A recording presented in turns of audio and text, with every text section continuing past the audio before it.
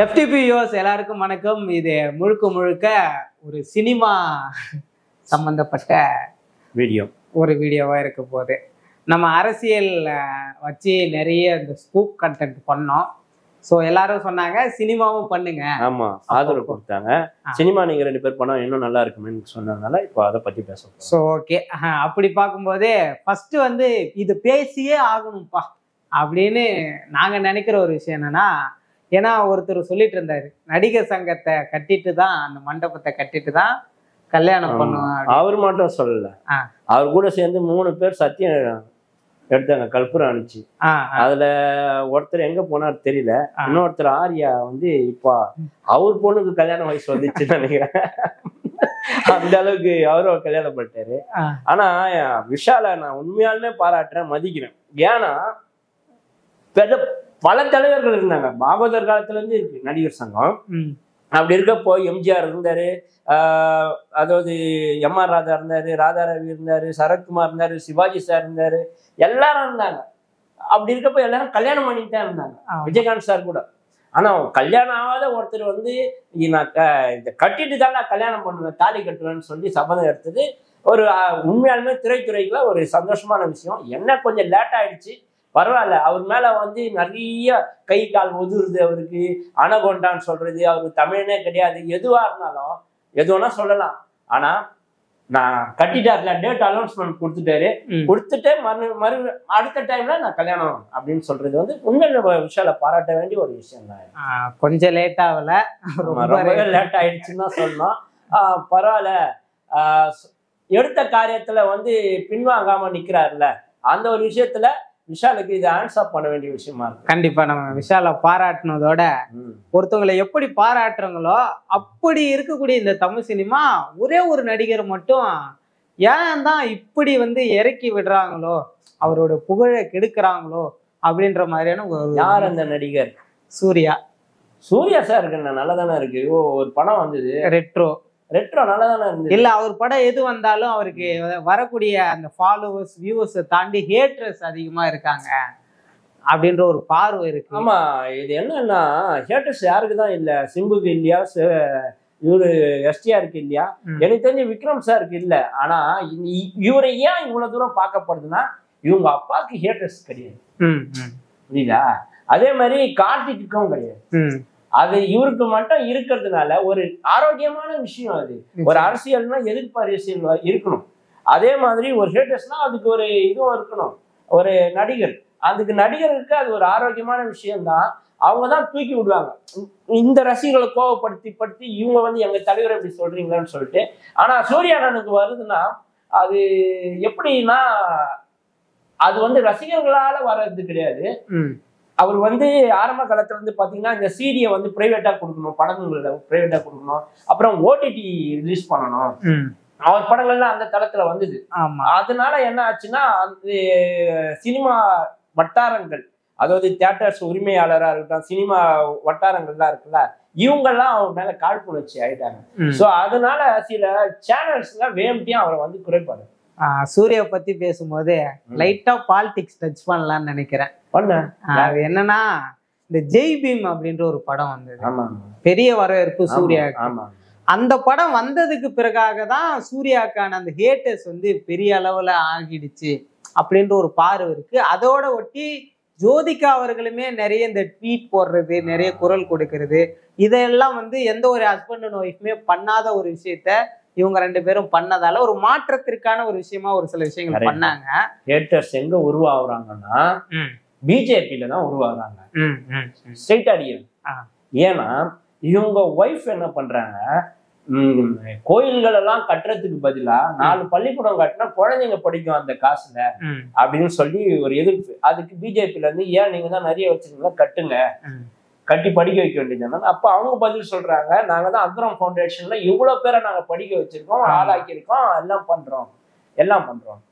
அந்த ஜெய் பீம் பர்டிகுலர் படத்துல பாத்தீங்கன்னா சில சமுதாயங்கள், உயர்ந்த சமுதாயங்களை தாக்குற மாதிரியும் சில விஷயங்கள் பண்ற மாதிரியும் அப்படின்றது அதுல கொடுத்துருக்கிறது.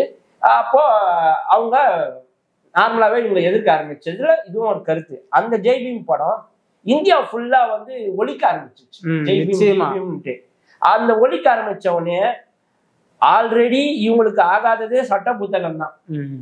அதெல்லாம் தவிர்த்துட்டு ஒரே நாடு ஒரே எலெக்ஷனு ஒரே அந்த மாதிரி தான் வராங்கல்ல. ஸோ இந்த ஜெய் பீம் எல்லாம் சொல்றப்ப காது எரியுது போல இருக்கு. பெரிய ஒரு வரவேற்பு கொடுத்தது. ஆனா என்ன ஒரு சின்ன தப்புனா ஓடிடில வந்துடுச்சு. ஆனா அது சின்ன தப்பு இல்ல, அதுவும் ஒரு பலமா அமைஞ்சிச்சு. அதனால இப்ப என்ன ஆச்சுன்னா அந்த அம்பேத்கரிஸ்ட் எல்லாம் வந்து அந்த பேரை வந்து எப்ப ஓங்க வச்சுட்டாங்க. ஜெய் பீம் ஒரு விளம்பரம் ஆனதுனால பாலிடிக்ஸ் உள்ள வந்து ஒரு முத்திரை குத்திட்டாங்க. சூர்யானால அது வந்து நம்மளுக்கு இந்துத்துவாக்கு அகேன்ஸ்ட் ஆனதுன்னு இவங்க நம்ம கிரியேட் பண்ணதுனால அதை பார்த்த உடனே சங்கிங்க முதல்ல சூர்யாவை அடிக்க ஆரம்பிக்கிறாங்க. இதுதான் அதோட வெளிப்பாடு. தமிழ் சினிமால இந்த காமெடியர்களுடைய எண்ணிக்கை குறைஞ்சிடுச்சு அப்படின்னு சொல்லலாமா, இல்ல இல்லவே இல்லைன்னு சொல்லிக்கலாமா? தமிழ் சினிமால காமெடி படமே வர்றது கிடையாது உண்மையா சொல்ல போனா. ஏன்னா ஹீரோ ஆயிட்டாங்க. ஆனா ஹீரோ நடிக்கிற படம் எல்லாம் காமெடியா தானே இருக்கு. ஐயோ அது மேல இருக்கு. உண்மைதான் நீ சொல்றது. ஹீரோ தன்னை ஹீரோவா நினைச்சுக்கிட்டு காமெடி பண்றாங்க, காமெடியன்கள் தன்னை ஹீரோவா நினைச்சுட்டு ஹீரோ பண்றாங்க. இதெல்லாம் எந்த ஆரோக்கியமான விஷயமோ. PS கிட்டப்பா சின்னப்பால இருந்து கலைவாணர்ல இருந்து எல்லாருமே நல்ல அருமையான காமெடிகள் பண்ணிட்டு, சந்திரபாபு, நாகேஷ், எல்லா தேங்காய் சீனிவாசன், மனோரமா, கோவை சரளா, வடிவேலு, செந்தில், கவுண்டமணி இப்படியெல்லாம் வந்தாங்கப்பா. வந்து அந்த காமெடிக்கான போர்ஷன் அப்படியே அழகா இருக்கும். சம்டைம் கமல் சார் ஒரு படம் நல்ல படம் கொடுத்தாலும் ஒரு படம் காமெடியா கொடுப்பாரு. இப்ப அவரே மறந்துட்டாரு போல இருக்காரு. அந்த மாதிரி அழகான படங்கள்லாம் வந்து இந்த வேலையில ஒருத்தன் வந்தான்பா, சந்தானம். சூப்பர் மனுஷன், சூப்பர் மனுஷன். அப்படியே சந்தானம் செந்தில் கவுண்டமணி போனதுக்கு அப்புறம், வடிவேல் போனதுக்கு அப்புறம் இவர் தாண்டா இந்த காமெடியே கோலிவுட்டே தூக்கி நிறுத்த போறாரு அப்படின்னு சொல்லிட்டு எல்லாம் உண்மையாலுமே இன்னி வரைக்கும் இருக்கு மாசு. அப்படிதான் கனவு கண்டு வந்தா என் சிவகார்த்திகேயன் ஒருத்தன். அவன் பாட்டு எங்கெங்கயோ காமெடி பண்ணி ஸ்டாண்டப் காமெடி பண்ணி அப்படியே வந்தான். தொகுப்பாளரா மாறிட்டாப்புல அண்ணன் சிவகார்த்திகேயன். தொகுப்பாளரா மாறின உடனே இவருக்கு அவார்டு கொடுக்குறாங்க, விஜய் அவார்டோ ஏதோ. ஆனா நீங்க இந்த வாங்குறது 3வது வருஷம் அப்படின்னு. அதுக்கு சந்தானம் சொல்றாரு, எனக்கு மட்டும் 3வது வருஷம் இல்ல, உனக்கு 3வது வருஷம் அப்படின்னு சொன்ன உடனே டென்ஷன் ஆயிட்டா போல அவரு. நீ மேடையில பேசுறவன், நான் நடிக்கிறவன்ற மாதிரி ஆகி போச்சு அந்த இடம். அடுத்த 3வது வருஷத்துல இவர் அவார்டு வாங்க ஆரம்பிச்சிட்டாரு. யாரு? சந்தானம். சிவகார்த்திகேயன். சிவகார்த்திகேயன் தொகுப்பாளரா இருந்து இது ஆயிட்டாப்புல. அடுத்தது காமெடியனா இருந்து படங்கள்லாம் ஹிட் வந்தாப்புல. அதுக்கப்புறம் இவர் என்ன பண்ணாரு, நம்ம காமெடியனுக்கு தானே வாங்குறோம், நம்ம ஒரு பையனை கிண்டல் பண்ணி அந்த பையன் ஹீரோவா நடிக்க ஆரம்பிச்சுட்டான். நம்ம எல்லாருமே ஹீரோனுக்குலாம் படம் நல்லா ஓடுது, நம்ம ஹீரோ நடிச்சா என்ன? அப்படிதான் அந்த டிடி ரிட்டர்ன்ஸ், டிடி அப்படின்ட்டு ஒரு டிடியா போகுது. அது டிங்கன் டிரைவா, திவ்ய தர்ஷினியா, இல்ல டிமாண்ட் டிராஃப்டான்னு எங்களுக்கு ஒண்ணுமே புரியல. ஆனா சந்தான அண்ணன் உண்மையாலுமே கலைவாணருக்கு நிகரான ஒரு மனுஷன். நிச்சயமா இன்னைக்கு வரைக்குமே சந்தானத்துக்கு அந்த ஸ்பேஸ் வந்து இப்பவும் இருக்குது. உண்மைதான். சினிமால அவருக்கு ஸ்பேஸ் இருக்கு. அவரோட ஸ்பேஸுக்கு படம் 100 நாள் ஓடும். இப்ப ஓட மாட்டதுன்னு காரணம் அது சந்தான காமெடி இல்லன்றதுதான். இந்த எஸ்டிஆர் கூட காமெடியனா தான் நடுவுல மதகத ராஜான்னு ஒரு 7 வருஷத்துக்கு அப்புறம் ஒரு படம் வந்தது. அது ஓடுனதுக்கு காரணம் யாரு? பாஸ்கர் பாஸ்கரன் ஓடுறதுக்கு காரணம் யாரு? ஓகே ஒரு கண்ணாடி ஓடுனதுக்கு காரணம் யாரு? எல்லா மனசுல சக்தி, SMS இருக்கட்டும், எல்லா படத்துலயுமே சந்தானம் போஸ்டர்ல இருந்தாலே படம் இட்டு. அது ஜீவாவா இருக்கட்டும், உதயாவா இருக்கட்டும், இல்ல யாரா இருக்கட்டும், ஆர்யாவா இருக்கட்டும், எல்லாருமே சரி சந்தானம் வந்தா படம் இட்டு. ஆனா சந்தானம் தனியா நடிச்சு படம் எல்லாம் ஃபிளாப் ஆகி இப்போ உண்மையான ரசிகர்கள், தமிழக மக்கள் ரசிகர்களை கருத்தில் கொண்டு மறுபடியும் பழைய அவதாரம் எடுக்கிறாரு. இது சினிமா துறைக்கு ரொம்ப ரொம்ப ஆரோக்கியமான விஷயம். அப்படியே சந்தானத்தை பார்க்கும்போது இந்தாண்ட சூரி நல்ல ஒரு மாசான ஒரு ஆக்டரா மாதிரிலாம். இப்போ நான் தான் சந்தானம் வச்சுங்க, இந்த மாதிரி ஆளுங்களை பார்க்க எவ்வளவு கோவம் வரும்.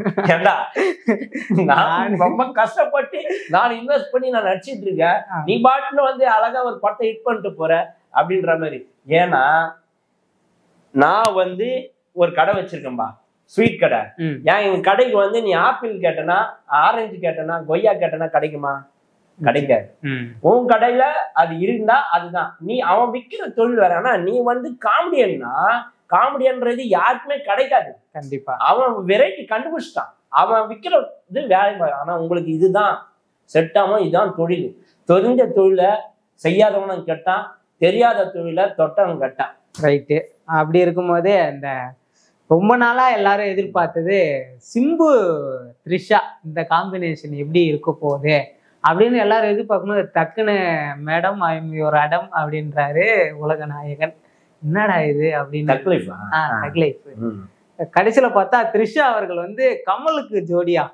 அப்ப கடைசியில தலைவனை இதுலயே சிங்கிளா காமிக்கிறீங்களே அப்படின்ற ஒரு பார்வை இருக்கு. அப்படி இல்ல, அந்த கௌதம் மாஸ்டர் மேன் ஒரு படம் எடுத்திருந்தாரு, அதுல 2 பேரும் ஜோடி அவ்வளவு அவ்வளோதா பர்ஃபார்ம் பண்ணுறோம். ஆனா பட் ரியல் லைஃப்ல பாத்தீங்கன்னா 2 பேரும் ஒரு திக் ஃப்ரெண்ட். 2 பேரும் கல்யாணம் பண்ணிக்க மாட்டோம் அப்படின்னு சொல்லிட்டு ஒரு சத்தியமே எடுத்திருக்காங்களா என்னன்னு தெரியல. ஆனா இன்னும் ஃப்ரெண்டா இருக்காங்க. ஆனா ஆண்டவர் அப்படி கிடையாது. ஆண்டவர் எப்பவுமே எங்க போனாலும் கதையை அவருக்கு சேர்த்து வளைச்சுப்பாரு, கதையின் நாயெல்லாம் சேர்த்து வளைச்சுப்பாரு. அதுதான் அவரோட, அதாவது ராவணனோட ராசி. அவருக்கு எதிர்க்க நிக்கிறவனோட பலத்தையும் சேர்த்து வலிச்சுப்பாரு. அந்த மாதிரி இந்த கதையும் அந்த அம்சம் இருக்கிறதுனால அவருக்கு 2 ஹீரோயினா இருக்க கண்டிப்பா வாய்ப்பு இருக்கு. இவருக்கு ஏதோ ஒரு இந்த லப்பர் படத்துல ஒரு பொண்ணு நடிச்சது இல்ல, ஆமா, ஒருவேளை அவங்க இருக்கிறதுக்கும் வாய்ப்பு இருக்குன்னு நினைக்கிறேன். அப்படிங்களா? சர்ப்ரைஸான ஒரு சர்ப்ரைஸா விடுவாங்கன்னு நினைக்கிறேன். இப்படிலாம் இருக்கும்போது பிக் பாஸ் நாயகன், பிக் பாஸ் நிறைய பேர் நடிச்சிருக்காங்க. யார் சொல்றீங்க? இல்ல கமலை விட்டா அதுக்கப்புறம் யாரு? விஜய் சேதுபதி. விஜய் சேதுபதி. விஜய் சேதுபதி ஆமா, ஒரு எபிசோடு நல்லா பண்ணிட்டாரு, ஹிட் பண்ணிட்டாரு. அவரோட இந்த ஏஸ் படம் வந்து ஆமா ஒரு பயங்கரமான வரவேற்பு கொடுத்துதா அப்படின்னு பார்த்தா பெருசா இல்லையோ அப்படின்ற ஒரு பார்வை இருக்கு. இல்லையா, படம் ரொம்ப அழகா தான் இருந்தது. செகண்ட் ஹாஃப் நல்லா இருந்தது. இந்த படத்துல பாத்தீங்கன்னா, இந்த ஏஸ் படத்துல பெரிய பெரிய கேரக்டர்லாம் அழகா இருந்தது. என்ன சொல்றது, விஜய் சேதுபதி ஒரு ஹீரோவா பண்ணியிருக்காரு. முழுக்க முழுக்க மலேசியா சிங்கப்பூர்ல படம் பண்ணியிருக்கிறாங்க. அந்த அதுல நல்ல கண்டென்ட் எல்லாம் வச்சு எல்லாமே, அதாவது சக்கரை பொங்கல், தயிர், அந்த எல்லாமே நல்லா இருந்தது. பிரியாணி கொஞ்சம், புலாவ் கொஞ்சம், எல்லாமே வச்சு அதுல இந்த திவாகர்னு ஒரு ஏதோ ஒண்ணு வாட்டர் மேலன் அது ஒண்ணு வச்சதுனால அது வேற, அவன் வேற நொய் நொய் நொய் நொய்ன்னு அவங்க ரோலக்ஸ் மாதிரி வந்தானே. அவன் அந்த சீனே இவ்வளவுதான், சிங்கிள் டேக்ல நடிச்சிருக்கேன். இதை மட்டும் தான் நான் நடிச்சது இருக்கேன். இதை தவிர வேற என்ன நடிச்சிருக்கேன்? ரோலக்ஸா? ரோலக்ஸ் மியூசிக் இருந்தா என்ன மாதிரி இது? அந்த மாதிரி ஒரு அசிங்கத்தை வச்சதுனால படம் பேர் கெட்டு போச்சு. ஏன்னா ஒரு கமர்ஷியல் ஹீரோ விஜய் சேதுபதி, இதெல்லாம் ஏன் வந்து அவர் அக்செப்ட் பண்ணிக்கணும்னு தெரியல. அவங்க டைரக்டர் ஏதோ ஒண்ணு பண்ணணும்னு சொல்லி பண்ணிருக்கா போல. ஆனா விஜய் சேதுபதிக்கும் யோகி பாபுக்கும் காம்பினேஷன் வேற லெவல். உண்மையாலுமே சொல்லணும், படம் சூப்பரா, செகண்ட் ஹாஃப்லாம் நல்லா போச்சு. கடைசியில ஏதோ கோட் வந்து வச்சா மாதிரி வச்சு படத்தை கேவலப்படுத்திட்டாங்க. ஓகே, இதெல்லாம் எப்படி இருக்க? ஜனநாயகன் பொங்கலுக்கு வருமா வராதா அப்படின்ற ஜனநாயகன் தான் என்னோட படம் லாஸ்ட். ஆமா அப்படின்னு சொன்னார்ல. இப்ப மறுபடியும் கூப்பிட்டு வேற கதை கேட்டுன்னு இருக்காங்க. ஏன் 26 வேலைக்கு ஆகாது? அதுதான் எல்லாரும் நினைக்கிறாங்க. லாஸ்ட் சொல்றது ரஜினி சார் மாதிரி அடுத்த படத்துக்கு அது அடி போடுற மாதிரி அப்படின்ற மாதிரி. ஜனநாயகனுக்கு அப்புறமா ஒரு படம் வர வாய்ப்பு இருக்குன்னு தான். ஓகே, அப்ப தளபதியோட அடுத்த படம் அப்டேட் ஆகிறத நாங்க வந்து கூடிய விரைவில் சொல்றோம். ஸோ இந்த வீடியோ பிடிச்சிருந்தா மறக்காம லைக் பண்ணுங்க, ஷேர் பண்ணுங்க, கமெண்ட் பண்ணுங்க, சப்ஸ்கிரைப் பண்ணுங்க. நன்றி.